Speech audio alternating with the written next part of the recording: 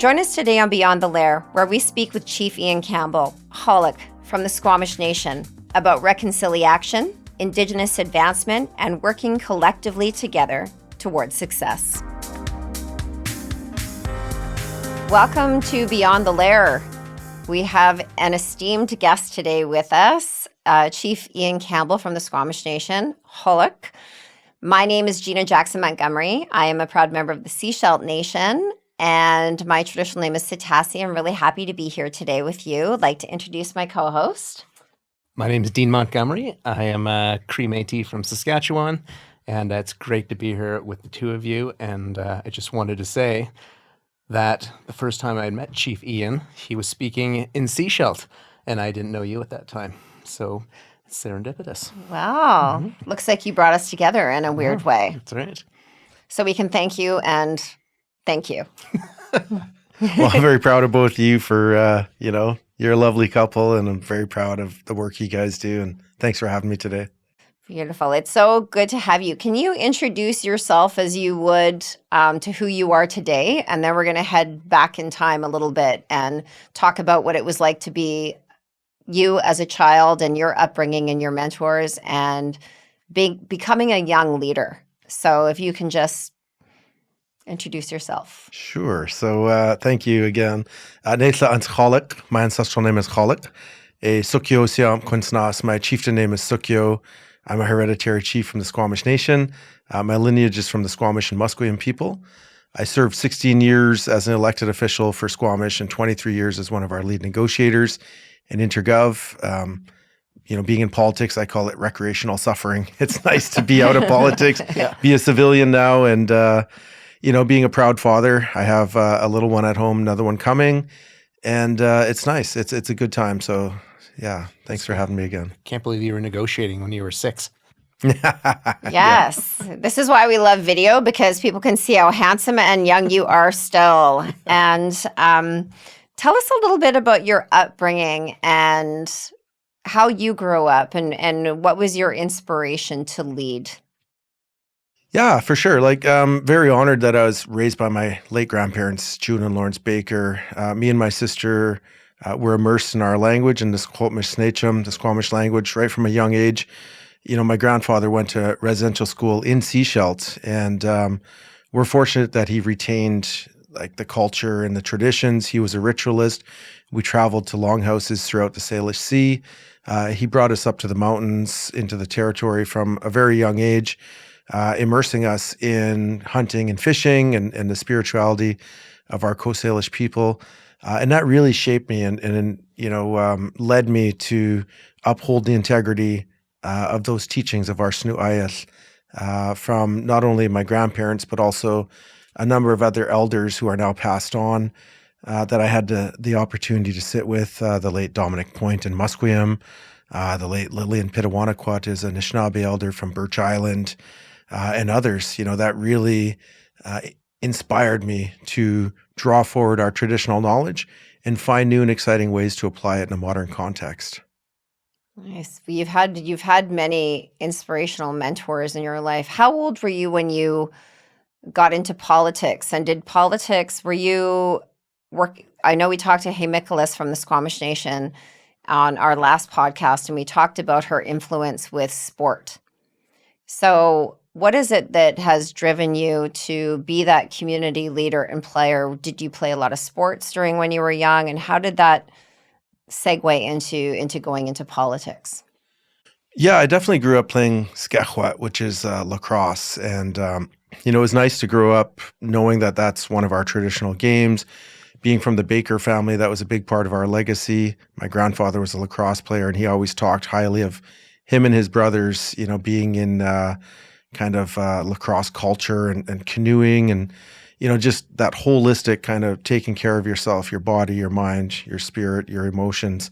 That really led me to sort of play sports throughout my childhood. But it was really the culture that stood out for me, learning the language.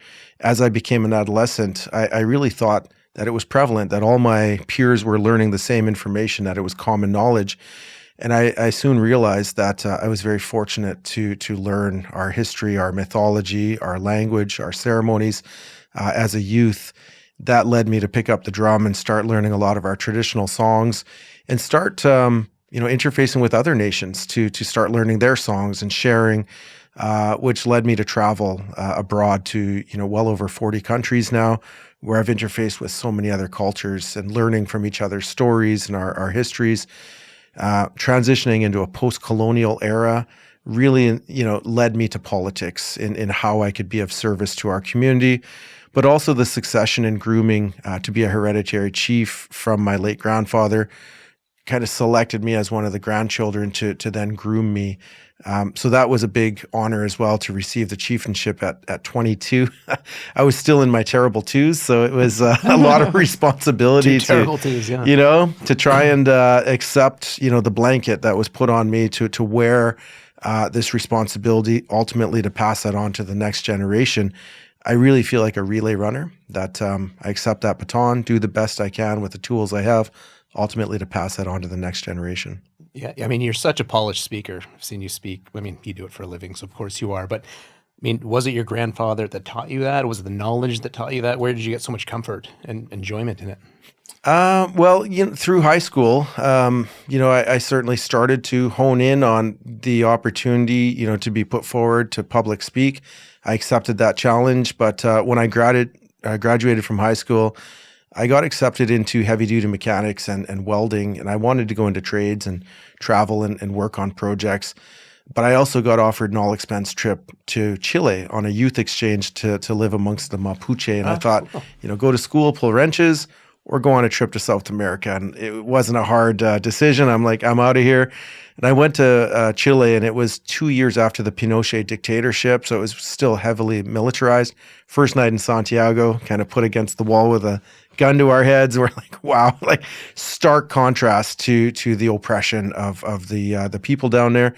And that really made me think about the context of Canada, context of oppression, colonialism.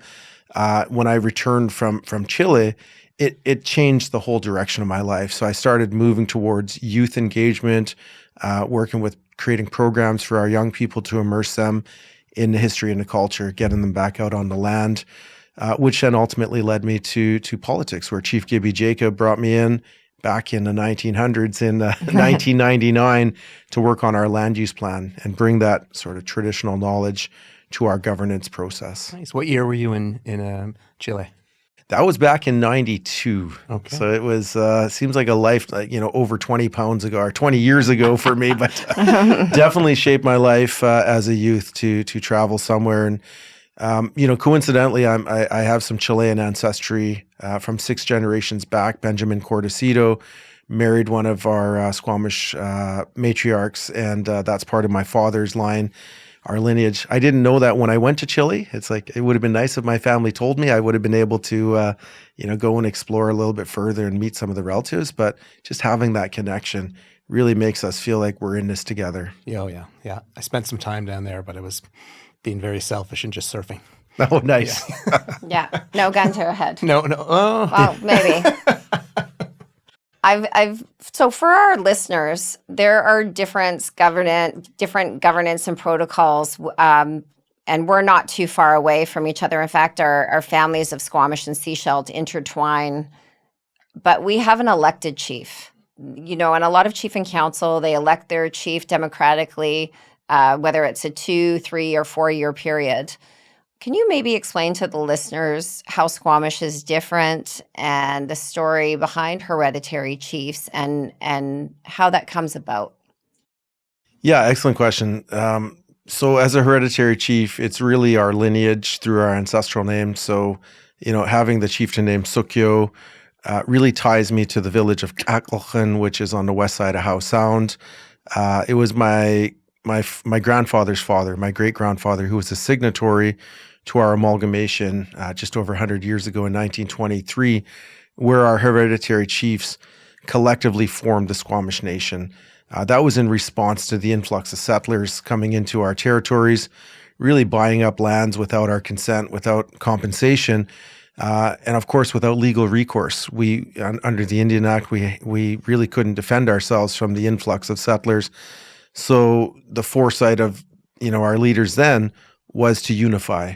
And it was the hereditary chiefs that represented their families through our ancestral names that had that vision for the Squamish people. We followed our hereditary system until 1981. Then we did a referendum where we switched from a hereditary system of governance to a 4-year custom election.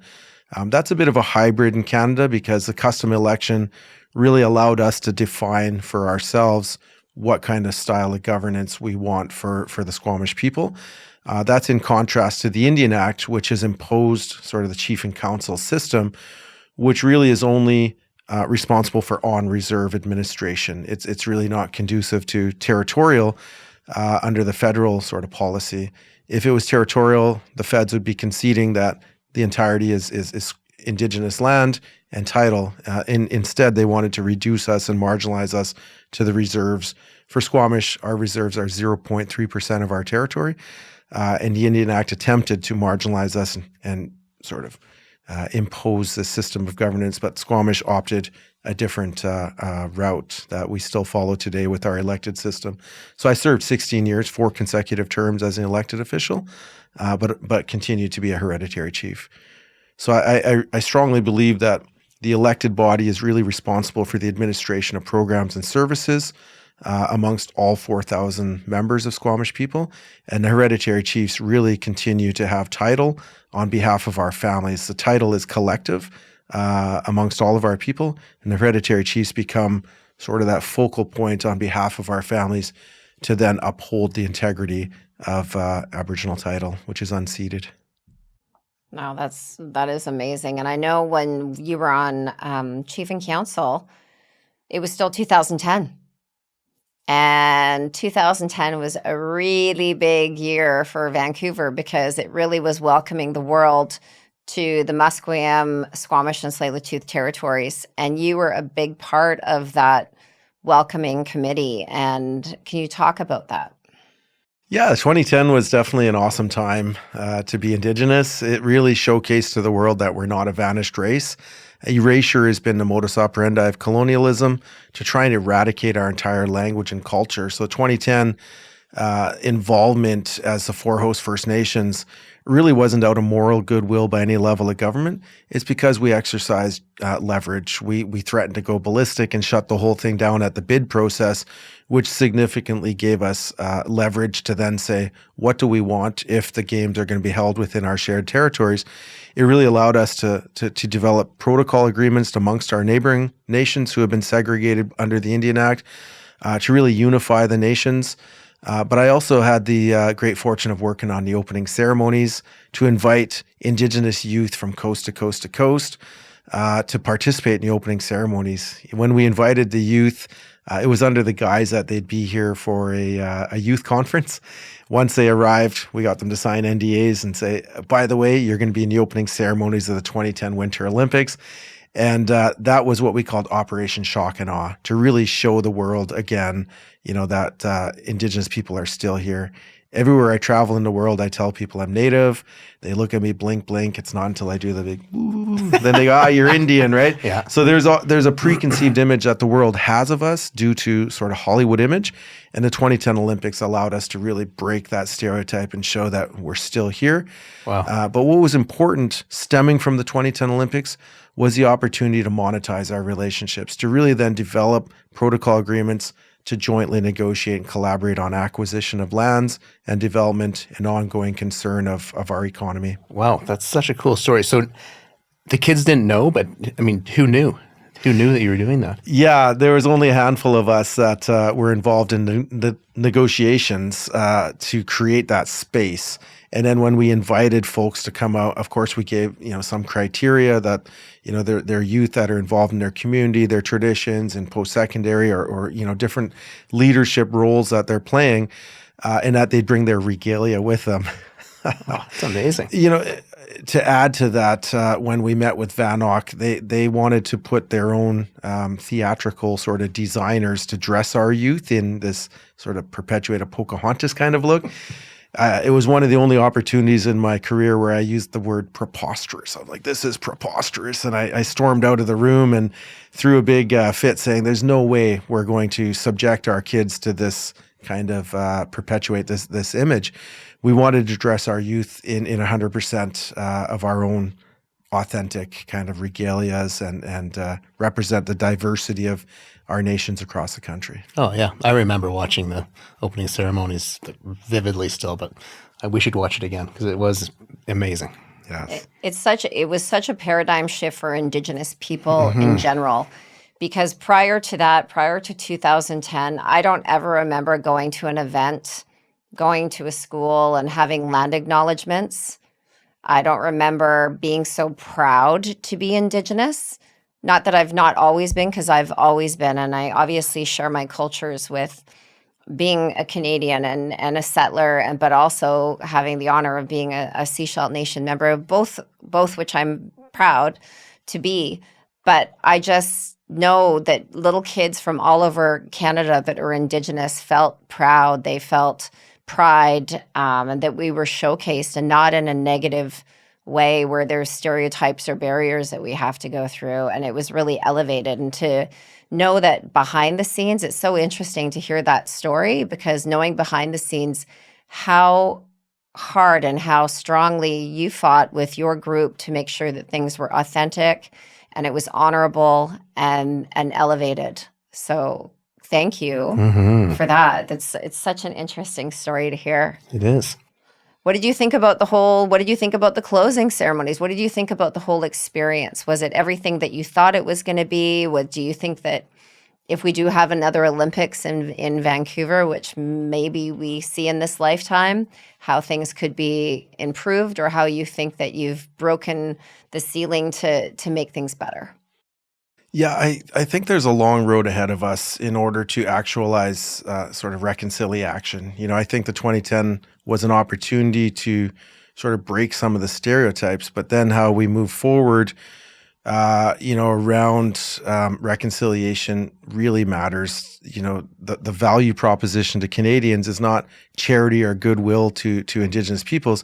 It's really collaborative. How do we come together and merge Western ways of doing along with Indigenous epistemologies? And I think if we're going to host again the world in our territories, it really has to be around economic reconciliation.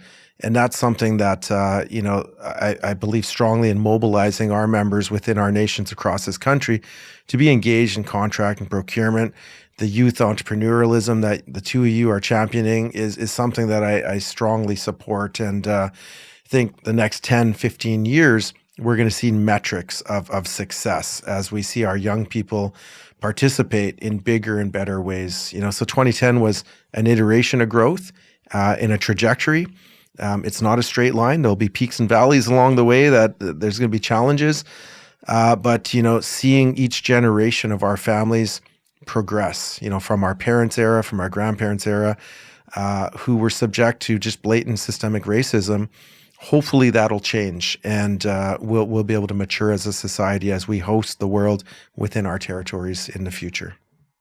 For sure. And I think everyone wants to be a part of something and a part of belonging. And we were talking to Nicholas about this, about cultural appropriation and wearing items if you're non-Indigenous, and attending events, and how to be respectful and what the protocols are. And I think we set each other up for mutual success when we provide opportunities. And I know with the Squamish Nation, I talk about how outstanding your time was as chief and council participating in that, but also with the rights and title, with working with the great Chief Bill Williams, also a hereditary chief, and knowing projects that were just a whisper, like wood fiber, like Sanok, like Can you tell us about some of the projects and some of the interesting things that you work on that now is coming into fruition, and you can, such a young person still, to be able to see some of these things that you've worked on? Yeah, it's been an honor to be in a negotiating role for over 20 years. And, I feel like I can't take credit for the success that we're achieving. It's been generations of effort.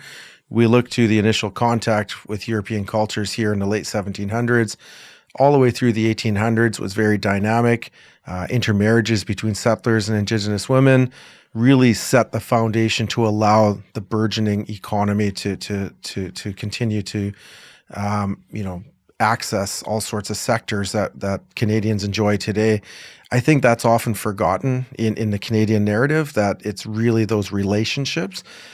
So, being involved in a lot of, sort of volume and magnitude of projects, I'm grateful, because as a negotiator, I felt, okay, we're creating space, but my anxiety was always who's going to occupy the field if we're not mobilizing our youth and our young leaders to then plug into these projects, to see themselves reflected.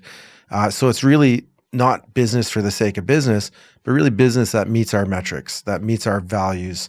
So the land use planning was integral to create a vision. And then from that, we did 9 clean energy projects. We did the acquisition of Tree Farm License 38. We got involved in ski hill development with Whistler Blackcomb. Then we did our own environmental assessment of wood fiber LNG, recognizing the value of our lands to access tidewater and get product to international markets. That will never diminish. The value of our lands in the West Coast here will only increase exponentially. So the opportunity to participate in the growth was very important to us to create that path. With the wood fiber, that was in direct sort of contrast to Trans Mountain, which, I was one of the interveners on behalf of the Squamish in the National Energy Board process. And we were completely dismayed at the lack of engagement of the federal government to just check boxes, transactional, to say, well, we met with you, we heard what you said, without any real consideration or further analysis of our concerns. So we didn't want to go cap in hand to some other level of government and say, please consider our interests. We wanted to approach it in a different way. So Squamish exercised their jurisdiction, their authority, their governance on projects like wood fiber, where we affected design changes. We got involved in marine use planning.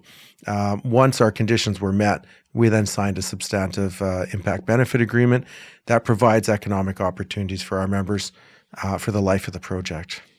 Yeah, I mean, it really is groundbreaking.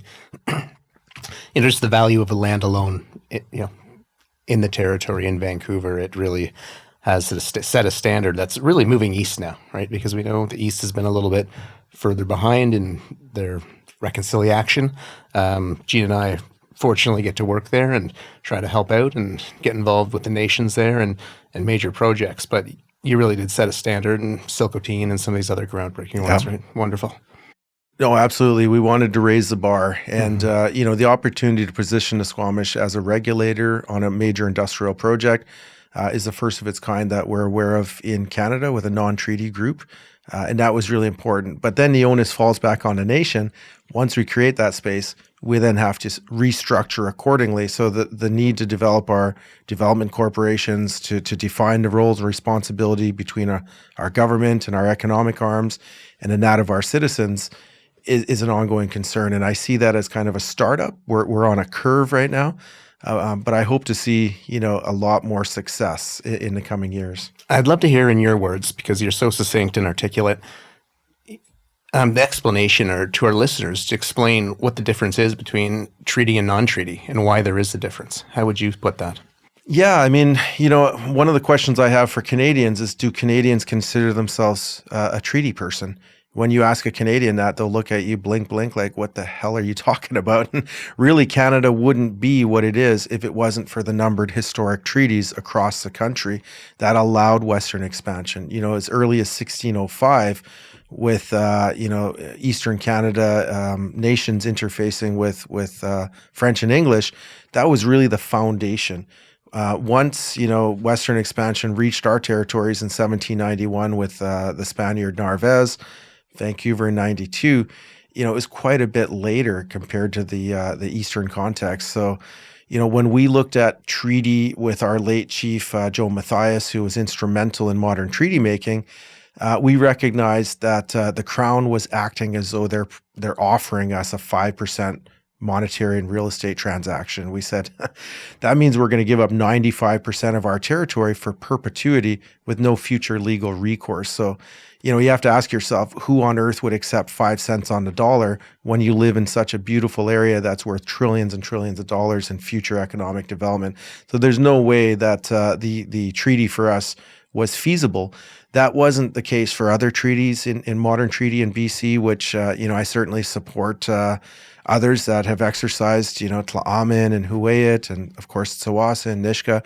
There's many others that have occupied the field when it comes to modern treaty. But for Squamish, it really wasn't something that we can entertain. So we had to look at what other alternatives do you have? If it's not treaty, then of course litigation. We became very litigious. Has yielded great results. With over 225 court cases at the Supreme Court of Canada, including Tsilcotin, that has reaffirmed title to our territory was not extinguished when BC joined Confederation. Negotiation has yielded some amazing results.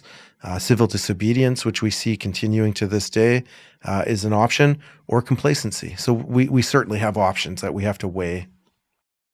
Great answer. Yeah. Wow. Yeah. Very good answer.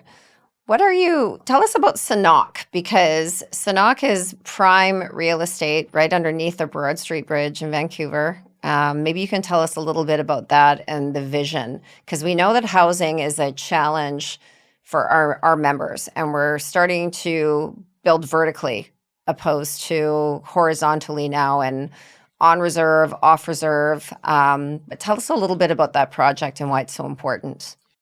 Yeah, SNOC is a great project. Again, generations of effort. When I look at preemption of our lands in the 1850s and 60s, huge swaths of our territories were being privatized before BC was even a part of Canada under Confederation. And, that trajectory led to sort of Confederation, then the Indian Act of 1876, which then attempted to marginalize us onto reserves. But by 1900, we were deemed as squatters in our own lands in downtown Vancouver, in False Creek, and relegated to the reserves. Again, no legal recourse. We weren't allowed to own fee simple land.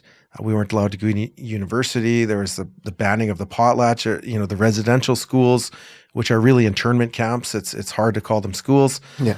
It was very oppressive, like blatant systemic racism. So, our chief Capellino traveled in 1906 to interface with King Edward VII in England to implore the crown, to seek honor in the crown. That failed. Upon return, we were then forcibly removed from Snock in False Creek by 1913. This really led to the discussions over the next decade to look at the amalgamation of the Squamish people in response to these the hostility that we were experiencing from what we call interlopers, from the foreign sort of colonial governments coming into our territories. Again, we had no legal recourse until post-1960. So by 1977, we launched court action against the actions like SNOC. We're in sort of court through decades, costing the Squamish Nation tens of millions of dollars to defend ourselves. But we settled outside of court in 2003 with the reclamation of 10.68 acres, additions to reserve, along with $92 million. So that's a pittance of what the lands were worth, or what values have been gained from these lands over the last century and a half. But nonetheless, the return of these lands was integral to the Squamish Nation to then look at how do we redevelop the lands. It's not our core competency in development. We're the new entrants in the market in a sea of development. So we did an RFP through Ernst & Young to then solicit sort of who are the right fit partners for us. We settled with Westbank Development, and now we're doing 6,000 rental units in Snock, which is on reserve. And one thing that I hear a lot of people saying is, well, why are you doing so much density? Why are you going vertical? It's really the portfolio of land in our territory. We have areas in the north, 50,000 hectares that we protected as pristine wilderness. We do forestry, we do wildlife management, but areas that are conducive for economy, such as downtown Vancouver, we're going to do density because the demand will never diminish. We're going to use that as our ATM machine to generate significant revenues that are in the billions of dollars to then reinvest into our communities, taking care of language, elders, youth programs, housing, health, a lot of things that Ottawa will just never pay for. No, and some of the arguments that I've heard, against that are, as you would say, they're ludicrous.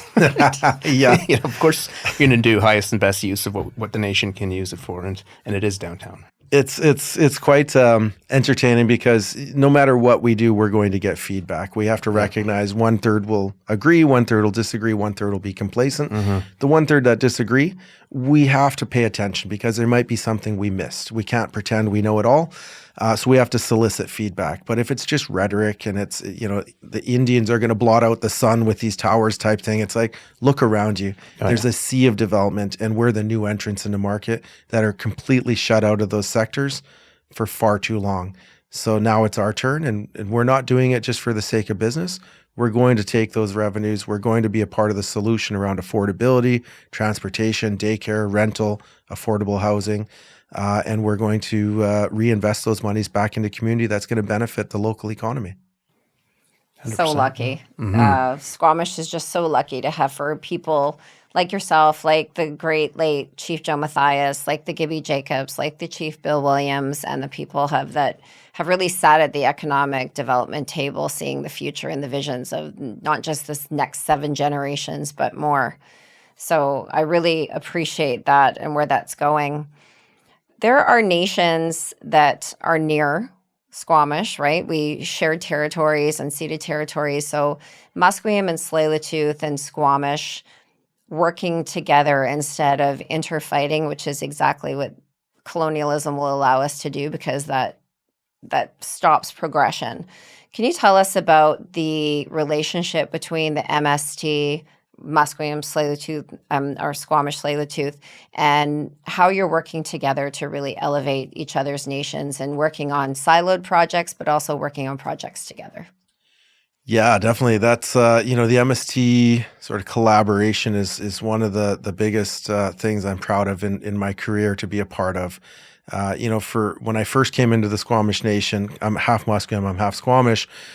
It was very disheartening to see the way the three nations, the lateral violence amongst ourselves, where we were in a competition over scarcity resources. Because of the Indian Act, we were segregated and we were relegated to the small reserves.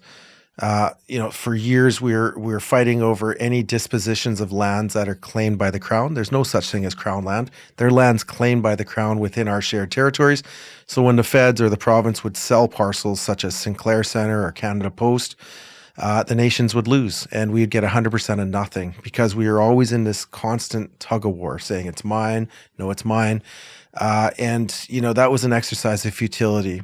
I was fortunate I was doing my MBA at the same time through SFU, and I really wanted to put the business principles back into those relationships to then look at our protocol agreements that weren't intended to solve all issues between the nations. It was a narrow scope to simply look at dispositions of lands claimed by the Crown within our shared territories. When we overlay our maps, our statement of intent in the treaty process, there's a clear, defined shared territory of overlap. We said that'll become the shared territory where we're going to participate 33.3% each, equal partners. That was a hard sell back to our members and our leadership. Squamish is the biggest per capita out of the three nations. So they said, why are you giving equal value to the other nations? We said, because we can equally choke each other out. If it goes litigation, we'll stall it out and we'll get 100% of nothing.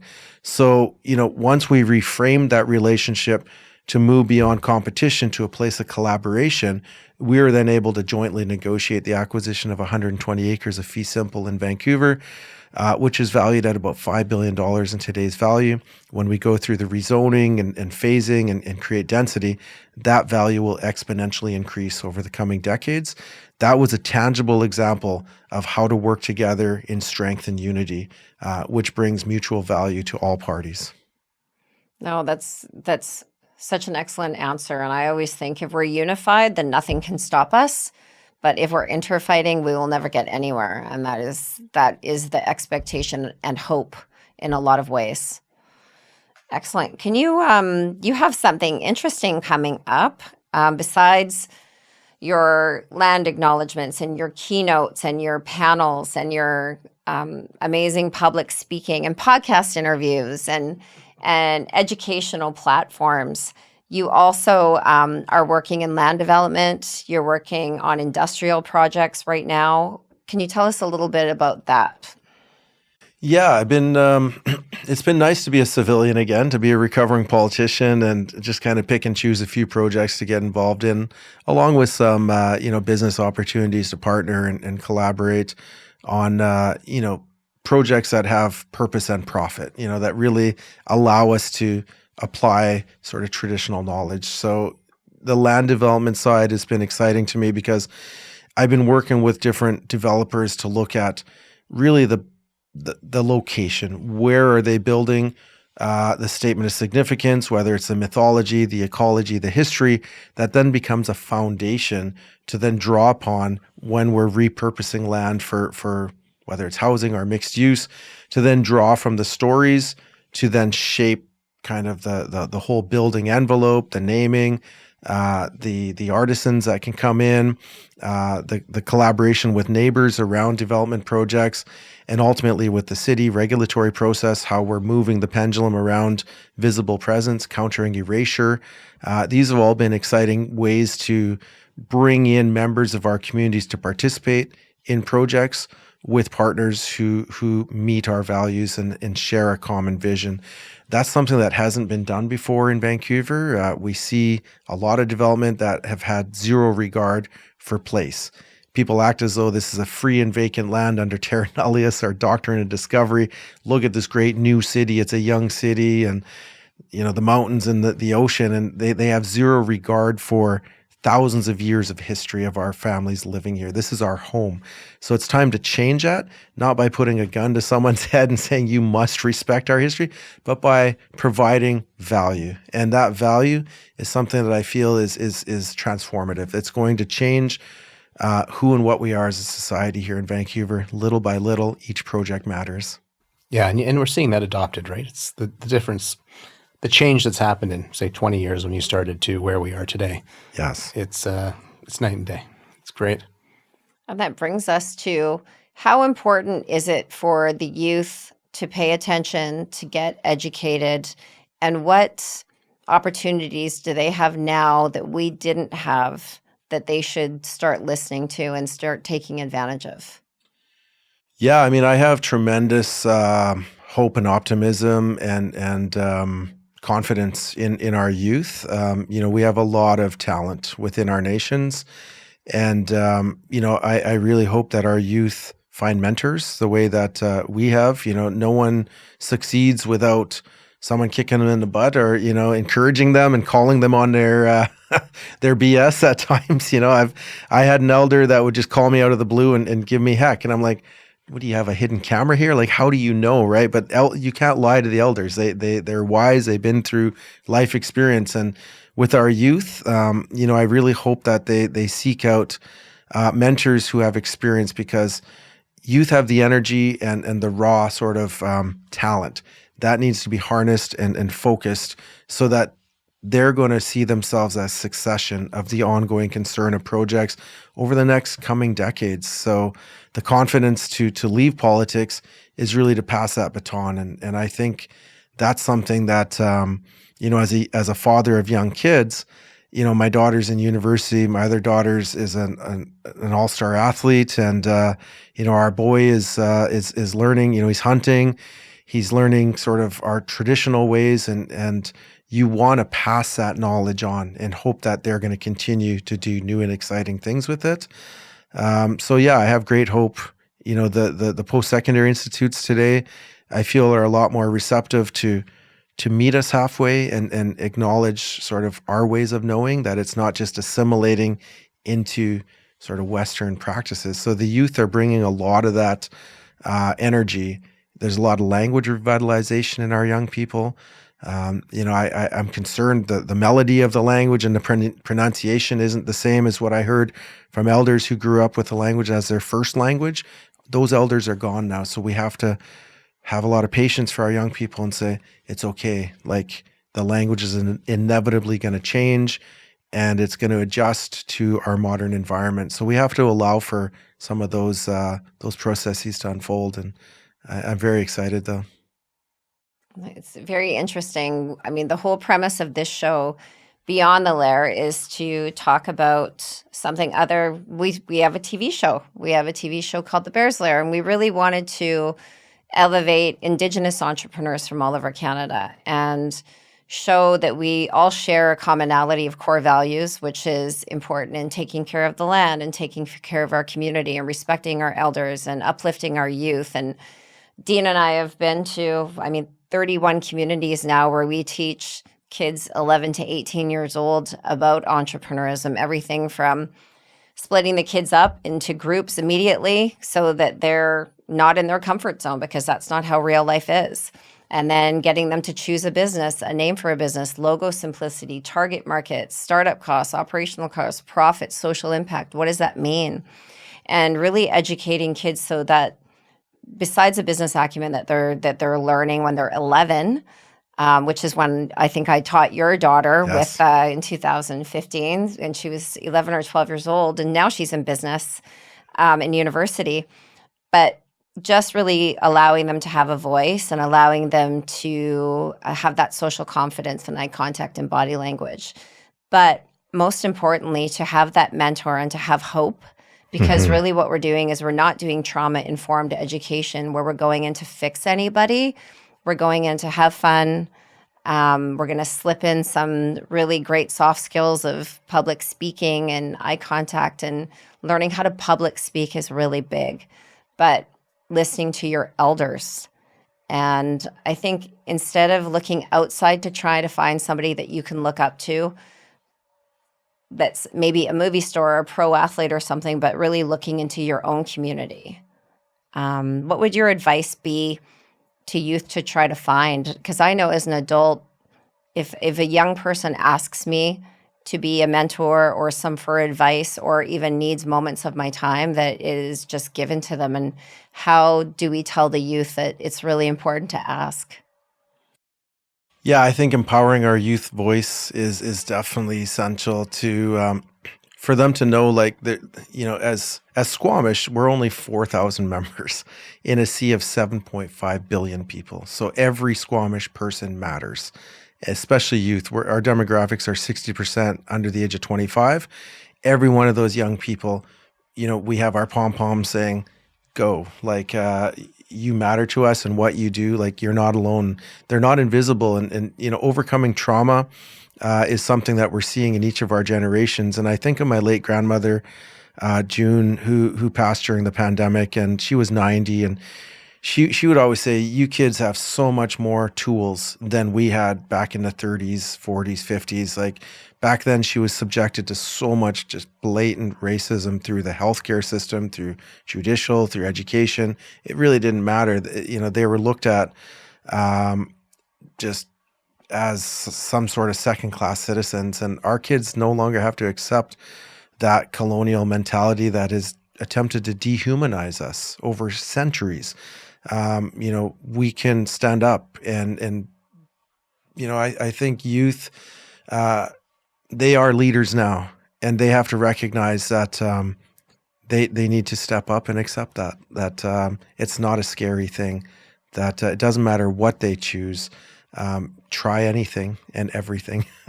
When I pulled wrenches as a youth, I thought that's going to be my career, but it changed. I worked in a whole bunch of different sectors, and all they have to do is go out and try and find mentors and honor each generation. That it's not about blame, shame, and judgment of our past or of what Canada has done to us. It's about learning from that and transformation, looking at our stories. The trickster is in every one of our stories. The trickster is alive and well. The trickster is omnipresent, and the trickster is within each of us. So don't be afraid to make mistakes or ask questions. Nice. No, that's amazing. And you have an event coming up, and you have two events coming up. One event is you have a 2-year-old right now, a little boy, Wakaiston. Yes. And you also have a daughter that's going to be born May 22nd.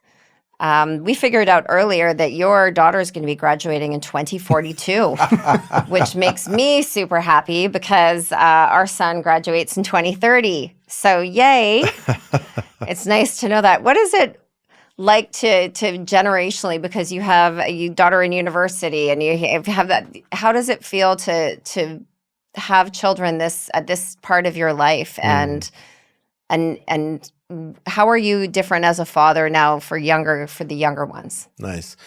Well, being a dad again has been absolutely just the best thing in my life. Just seeing his reaction when I walk in the room, it absolutely gives me purpose. And my older kids, they grew up seeing me in politics and serving our community and taking a lot of abuse at times. It's not an easy job. You get people following you around and doing things, and they were subjected to a lot of that. Wondering why is their dad kind of always traveling and always out in community events and doing this stuff. And I feel like my next children are going to grow up in an era of business where they're going to see me being more successful in creating generational wealth for our family. And that's something that you always hope your kids are going to do better than you, that you're going to give them enough tools to allow them to go and flourish.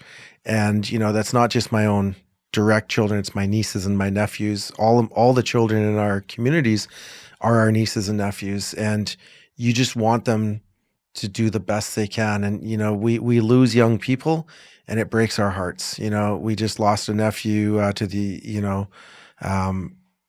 unfortunately, for different circumstances, and that grieving, amongst the children, they're now healing in better ways. They're not just turning around and going to indulge in partying and all that. They're actually doing ceremony, and they're gathering and they're talking about it. And that to me was just so beautiful to see recently, that our youth are embracing the tools, the culture, the support, chin chin stwite in our language, to support each other in healthy ways.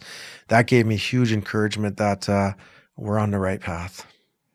Excellent. And people are going to be able to see you soon. You are the chair of the IPSS, which is the Indigenous Partnership Success Showcase. This is going to be in Vancouver. This is the third year that we've been out, and that will be June 5th and 6th. Yes. Can you tell us a little bit about what this conference is about, what the target market, what the crowd is, and why people should attend it?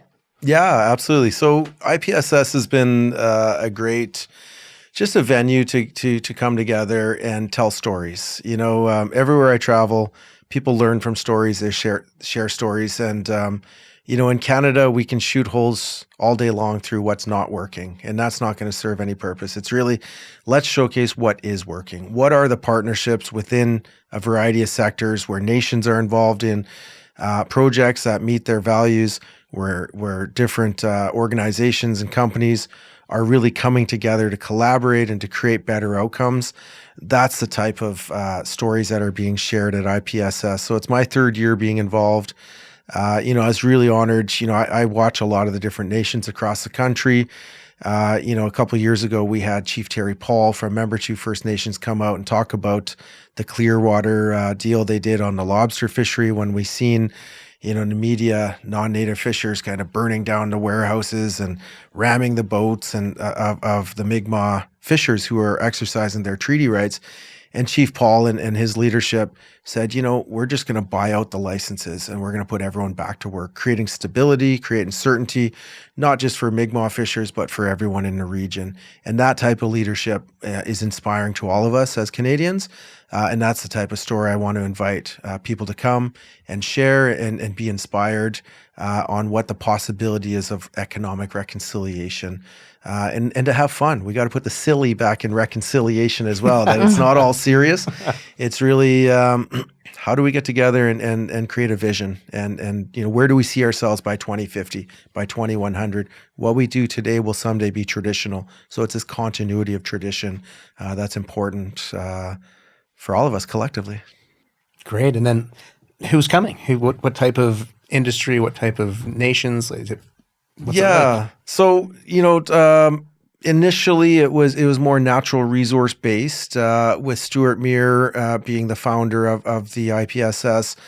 Stuart brought me in, and we started to sort of expand on, what types of sectors are present. So, it's all sorts. Of course, you have the traditional sort of natural resource sectors, But, we're going into more IT, more into finance, more into tourism, more into post-secondary. Bringing in a lot of youth and women in leadership this year is really important for me as a chair to really create that space and encourage our team to support our youth, our post-secondary students, to connect them with sectors that are doing the right things, and really start seeing ourselves reflected in corporate Canada. I think for me, the youth and women in leadership this year is going to be absolutely awesome. Oh, so great. Can't wait to participate in that. So that's June 5th and 6th. And where is it being held? So this IPSS is at the Vancouver Convention Center, the new one, the West Vancouver Convention Center West. So come and check it out. There's always a gala, there's receptions, there's networking. Last year we had Dorothy Grant do a fashion show. And of course, the illustrious Gina did the emceeing. This year we're probably going to do something like a fashion show with some entertaining and DJing with a great menu. So it's going to be fun. During the day, the plenaries, the breakouts, all that kind of stuff. In the evening, more of the fun. So Yeah, it really is a great time. And, we get to see a lot of old friends and make many, many new friends. And that's what's really exciting about definitely. these. We'll put the silly back in Reconcili-action. We need the bell, when people connect and make the deals, you ding, ding, ding, ding, because there's a lot of connections that are happening at this drum. event. Definitely. We There need you a go. drum. We Nice. need a drum. Yeah. Excellent. Well, it has been really inspiring and such an honor. You're so eloquently spoken, and just a little insight as to who this amazing person is. Chief Ian Campbell, Holick, thank you for being with us here today. It's my pleasure. Thank you, too, for the awesome work you guys are doing. It's been a pleasure to be here. Thank you for tuning in to Beyond the Lair, and live your dream, find your purpose. Thanks for listening to Beyond the Lair. Please follow us, download this episode, and follow us on social media on Instagram, Facebook, LinkedIn, and TikTok.